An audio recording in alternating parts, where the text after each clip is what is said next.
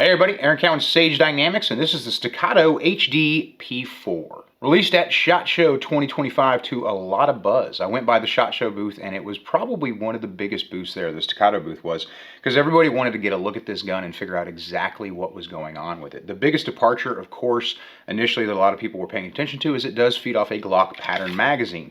It comes with the Metcar magazine, but will also accept Glock magazines, or if you're spendy, MBX makes all-metal Glock mags as well, which we'll talk about getting into the video. Another big departure for Staccato on this gun is the Optic mounting system. They've got away from the older Duo system, and they've introduced a system that is irons forward, which some people might not care for. But if you've been following me for a while, you've been to some classes, you've been paying attention, I'm a huge fan of irons forward on red dot guns because it gets the rear sight out of the way of the optic. It clears up all your window for use, and it does, depending on the gun, in certain situations, add a little bit of protection from manipulations and environmental contacts for your optic lens. Generally, when Trijicon released the RMR HD, which is what I put on the gun for the review, because it hangs forward just like the SRO, a lot of guns risked having that hang over the breech face, which is a problem that people were encountering on the previous optic mounting system with the Staccato. Moving that iron forward and moving the optic back prevents that from hanging over the breech face, so we weren't going to have, hopefully, any manipulation or ejection pattern issues with this choice of optic for the review. Now the P4 weighs in at 32 ounces with a 4-inch bull barrel. It is a steel frame, 4140 steel, with a flat wire recoil system that has a floating buffer or shuttle, whatever terminology you want to use. And of course, like I said, it takes a Glock pattern magazine. One thing immediately worth dispelling, because I've seen some people talk about it, it does have an over-insertion limiter. And this is something that some people talk about, oh, it doesn't have one, it doesn't have one. It does. Now, usually that is accompanied by some kind of point of contact on the magazine. With Glock magazines, there's like a little pyramid type protrusion that makes contact inside the Glock. This gun isn't a Glock. It just takes Glock pattern magazines. In fact, the grip angle isn't even a Glock grip angle. It is the same grip angle as, say, a Staccato P, which is kind of what this is almost replacing in some regards.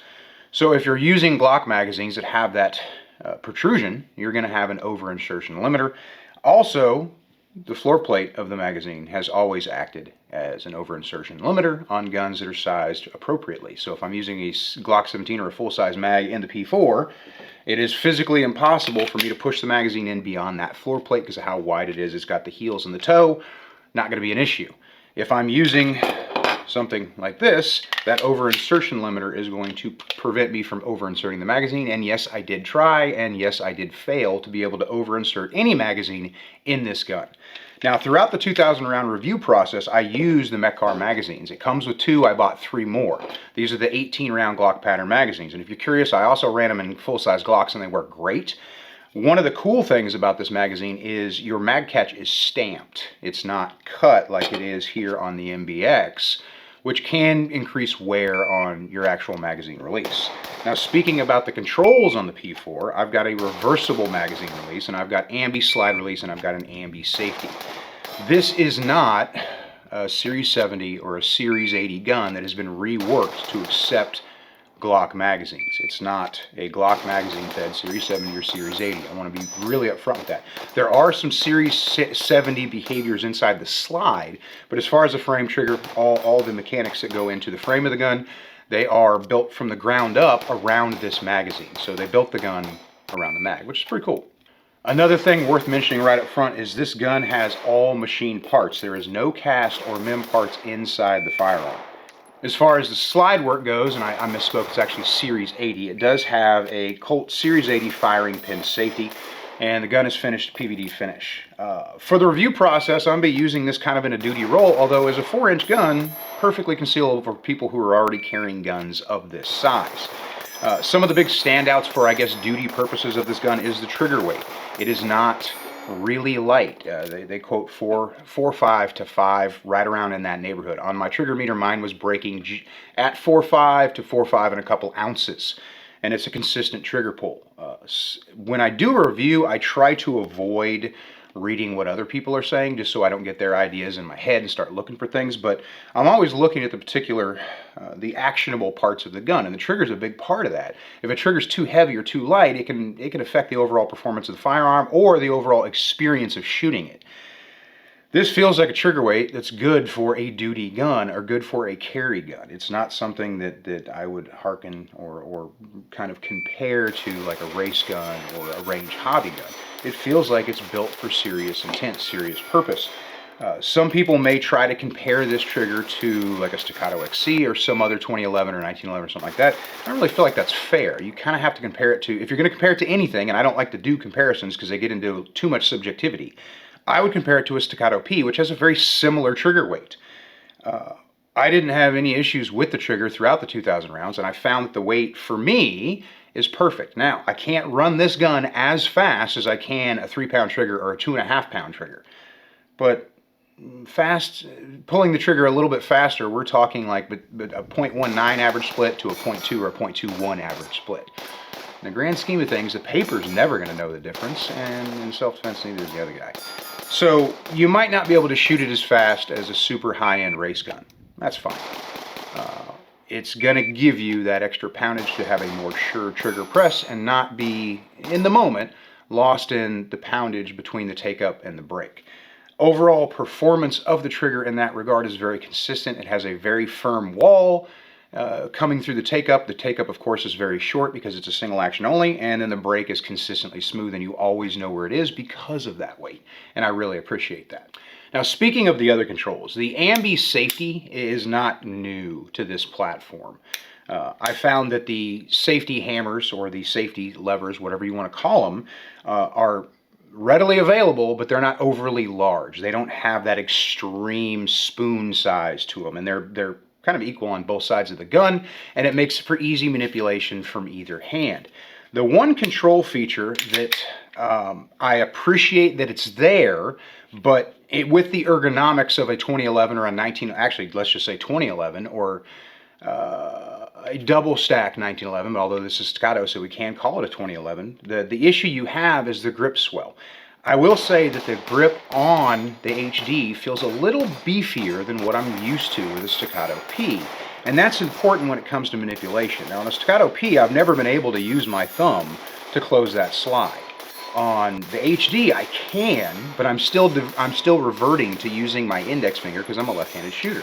Coming over to the right-handed world, you can thumb it. I mean, same thing, but you can also use your index finger to go ahead and close that slide just like that. The reason I kind of bring that up, and this may be a problem that only I'm having, but I have to imagine other people have encountered this as well, is my safety swells a little bit out a little bit further than my slide release. So getting around that with my thumb can be a little bit of a learning curve. Doesn't mean you can't do it. It's just going to be a departure from what you're used to if you're coming over from another 2011 style gun. So on reloads, I generally just go to my index finger. For me, that's always going to be easier. This is something that I got really analytical about a number of years ago with ambi guns.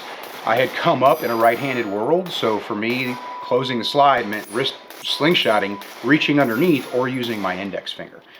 On the P4, and just like a lot of other guns with ambi controls, I can use my thumb. But what I found is on a lot of guns, I have to kind of break my grip a little bit in order to use my thumb to get it. So I just didn't do it. And I didn't see a speed advantage between using my index finger or using my thumb. So I stuck with the technique that had been ingrained in me, myelinated, muscle memory, as some people might say. And that wasn't really a big departure on this. You can get to it. It's right there. But during the reload procedure, it's just so much easier for me to use my index finger, so that's what you'll be seeing, of course, in the video. Now, the Optic mounting system is pretty smart. It's a steel plate, mounts to the footprint, and the screws for the Optic go directly through that plate into the slide. So the plate is a placeholder, but it also provides a shoe and recoil bosses, which is also a very useful feature. One thing about it that I'm not going to say I don't care for it, but it gives me a little bit of pause, is the fact that there's no defined fences on the rear of the plate. So the Optic has a fence to the front, but it doesn't have a fence to the rear. So there's nothing helping me hold that optic in place for extreme manipulations such as slide manipulations. If I'm doing one-handed reloads or one-handed malfunction clearances, I'm going to use that optic to work the slide, because how else am I going to do it if I have to work it and I only have one hand, right? So that gives me a little bit of a pause, although it would cause it to overhang a little bit, which I'm sure that's one of the reasons why they kind of went against that. I don't really see how you physically can't find the room for it unless you make the plate longer, which will then overhang the rear of the gun, which can be done. There's enough clearance there, but I don't think anybody's going to do that. So it doesn't have a traditional fenced footprint, and that may give some people pause. Now, what I was going to be seeing during the review process, because you know in 2,000 rounds, I'm going to drop this thing every 500 rounds shoulder height to see if the optic system maintains 0 as well as the optic maintains 0. The RMR HD for me is a known quantity. I've already used this on a number of reviews, drop testing. I've never had it lose 0 by drop, so if this thing was going to lose 0 during a drop test, it was probably going to be the optic mounting system, which is something I definitely wanted to check out, especially since it's a brand new optic mounting system. So we'll be getting into that. My initial impression is it is a 2011. The only departure for me was the grip does feel a little bit beefier. And I'm using Glock pattern magazines. So I'm using the Mech cars mostly, and that's what I use throughout the review. I like these mags a lot. Definitely something I'll be putting in Glocks because it's increased rounds, 19 versus 17 for full sizes. Metal mags tend to drop free easier coming out of a polymer, gas-filled nylon, whatever the material is. So it's with a Glock mag, it'd be polymer on polymer, technically not polymer. I like a metal component. To me, metal magazines out of plastic guns, polymer guns, nylon, grip guns, whatever you want to call them, they generally drop free with a little bit more emphasis, and I appreciate that. So once I got it zeroed, I just started putting it through my normal paces of review. I was running it from a duty holster. Now, the caveat on that is this gun will fit in a Safariland 6000 series Staccato P holster, but it's snug and tight. The retention does lock in, but you can tell that the gun does not like to be in that holster. I was told by Buck over at Staccato that Safariland has holsters for this gun on the way. By the time you see this video, they may already be available. As far as concealment holsters, I have a Staccato P holster from A&R Design, and it binds too much, so I couldn't use that. So the gun's not a direct copy over. It's not going to have the same physical footprint for holster uses. Magazines will, but using Glock pouches, but the gun doesn't. So in order to use it from concealment, I used a Filster floodlight, which indexes to the light, not to the gun. Didn't have any issues there, but I primarily shot this thing from a duty standpoint, because that's mainly where it's marketed towards, and honestly, it's a lot easier. Now, overall performance getting into it, like I said, the trigger is really consistent. The Metcar magazines, they drop free consistently. Even on my range, I've got a lot of Tennessee clay, so if it rained the day before or 3 days before, because it takes my range a long time to dry out because it gets a lot of shade, no issues whatsoever as far as magazine problems, which means I didn't have any. Now, when I was using the Metcars, I was also using the MBX mags. And I've mainly incorporated these into the review because they have a higher round capacity, which means I got to reload, or I don't have to reload as often. But also, like, that's something I would use for duty, is I'd want an extended capacity. At the time I got this gun, they weren't making extended floor plates for it, and they're still coming as of filming in this video. For a duty carry gun, I like to have at least a 20-round magazine and all my spares to be that as well. Not only for the additional ammo, but also it makes the magazine longer, which makes it easier to purchase, manipulate, do things with. A word on that on the reloading is the HD does have a built-in Magwell, which is cool. It's flared more on the toe and the heel than it is on the wings, but it still provides a very sure reload versus a traditional Magwell that you'd find on some 2011s or double stack 1911s. Optic ride height was fantastic. The iron sights are great. It uses a SIG forward dovetail, and it's got kind of a proprietary rear sight there, which is kind of hard pinned into the slide. And it's small enough, it doesn't need to be wider than it is, so it's not going to negatively interact with other things in the environment either.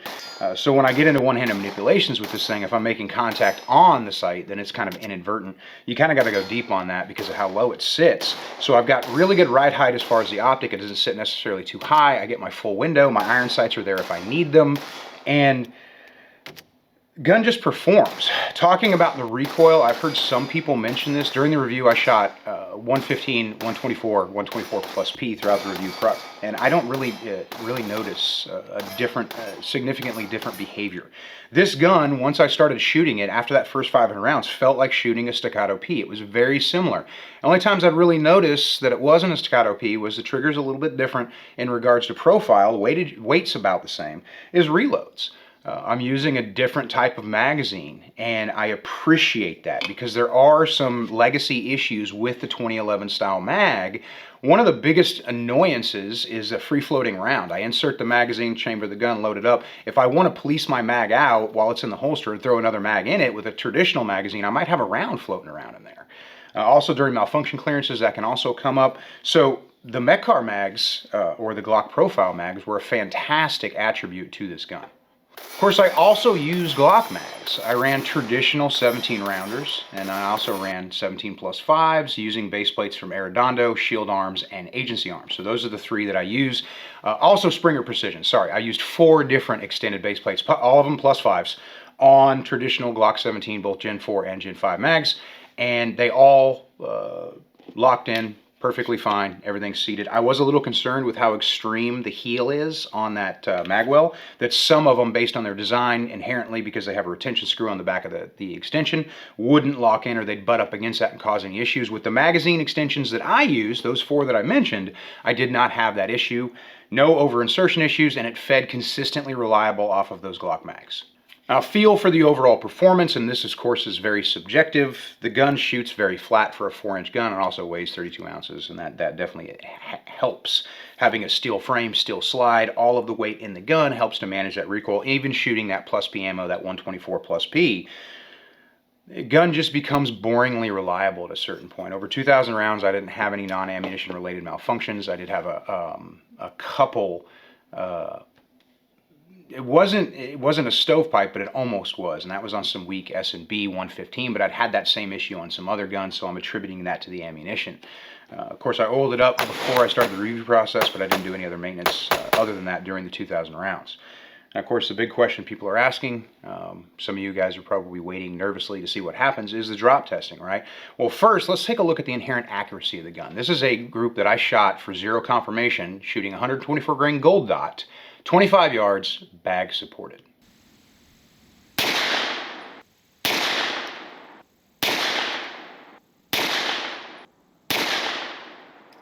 So that's pretty damn good accuracy. Now, of course, we did our drop tests. Every 500 rounds, a shoulder height drop test on the Optic to see if we can identify any design flaw issues with the Optic mounting system.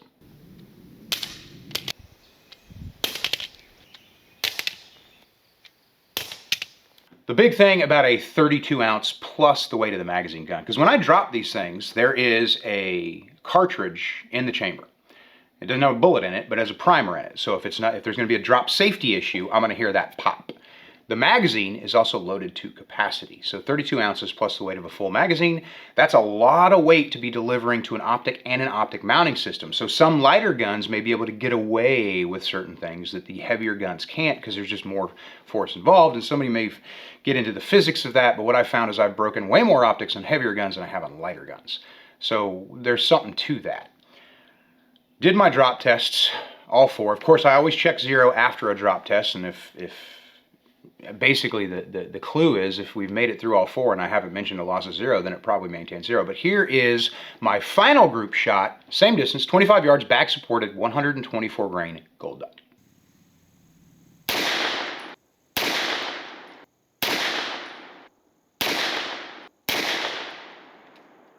I would call that return to 0, or 0 maintained, I should say.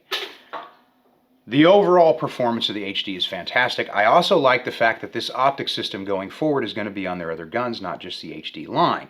There's nothing wrong with the older system, but I like the newer system better. The Optic sits lower, the irons are forward. This is some actual innovation from, and not to say that they haven't done things in the past that were innovative, but this is a totally ground up built gun, which is fantastic because We haven't seen that in the 2011 world, absent a few other companies that have done guns built around magazines. But this is from Staccato, and we're just talking about Staccato. And I think this is a fantastic way to approach, especially with their emphasis on duty use, that this is a more readily palatable duty gun for some agencies if they're trying to get away from whatever they happen to be using. And also, it's not carrying over some of the potential safety issues or some of the potential functionality issues that we get from 2011s built around a Series 70 or a Series 80 gun. So that's pretty awesome.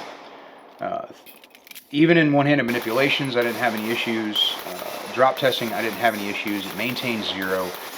The magazines, the Metcar magazines are fantastic. I'm sure some other people are going to produce some. I personally would stay away from the MDX ones, not because they're bad mags, because they're not in this gun anyway. They're not so great in Glocks. And that's mainly because they cut the mag catch versus stamp it. So there's a little bit more friction, possibility for drag. It makes it a little bit harder to release on certain guns. And also, if you have a polymer magazine release, that's going to be a problem. But with the stamped, I've got nice smooth edges, but just enough of an angle there to catch and can securely hold the magazine. Over insertion limiter. There is some parts compatibility, mostly in the in the slide, but everything else is going to be built around the concept that they approach, which is a 2011 that feeds off of Glock mags, but they built the whole gun from the ground up around that. So if you're worried about long-term reliability with some of the parts, you are probably going to have to go to Staccato to get some of them. That's going to be fine, but some people do pause on that. I felt it was worth mentioning that there are proprietary parts that kind of only exist for this gun, so you can't swap and play as well as you can with other guns. But with the popularity of Staccato, I see the aftermarket's going to be providing parts. And I don't see Staccato going anywhere anytime soon. If you guys want a much more analytical breakdown on this gun, I would recommend checking out 10-8 Performance, Hilton Yam. He has a YouTube channel as well as a Patreon. Good guy to follow on anything 1911 or 2011 related. He's a guy that I turn to. In fact, I'm going to be watching his video here shortly. I didn't want to watch it prior to making this one to see what his opinion is, because I respect his opinion, and he knows way more about these guns as far as especially in the analytical, internal, mechanical functionality than I do. And I always like to defer to an expert on very specific things like that. So if you're interested in somebody who's going to dive deeper into the guts of the gun, I would check out 10-8 Performance. My final impression of this gun is this is what the Staccato P should have always been. The Staccato P is probably the most celebrated and most common Staccato you're going to encounter these days. And it is a fantastic gun. I love mine. I like this a lot more. To me, it's kind of the same gun, but just different enough to make it worth it, and it's small, but it's big. The big selling point for me, of course, is the magazines. I can run Glock magazines in this, I can run Megcars, whatever, and I'm not beholden to a magazine that I've always kind of considered a compromise. They were designed, especially in 9mm, they were originally designed for a different caliber and then kind of made to work for 9mm, at least that's the story as I know it. And they just have their particulars. Sometimes you get one that just doesn't work right. Different brands perform different in different guns. Now I can just throw any old Glock mag in this gun and it's going to run just fine. It's going to give me the same performance and increase the same reliability that I was getting or better from my Staccato P. And then once holsters are available, that problem's out of the way, and the Optic mounting system is a significant improvement. So if you were curious about should you get a Staccato P, should you get this, just get this. My advice, if you're in the market for a new 2011 and you're not trying to spend into the $5,000, $6,000, $7,000 range for those really high-end gunsmith fit guns or hand-built gunsmith guns, the Staccato HD P4 is definitely where you should be looking. Till next time, Aaron Cowan, Sage Dynamics. Train accordingly.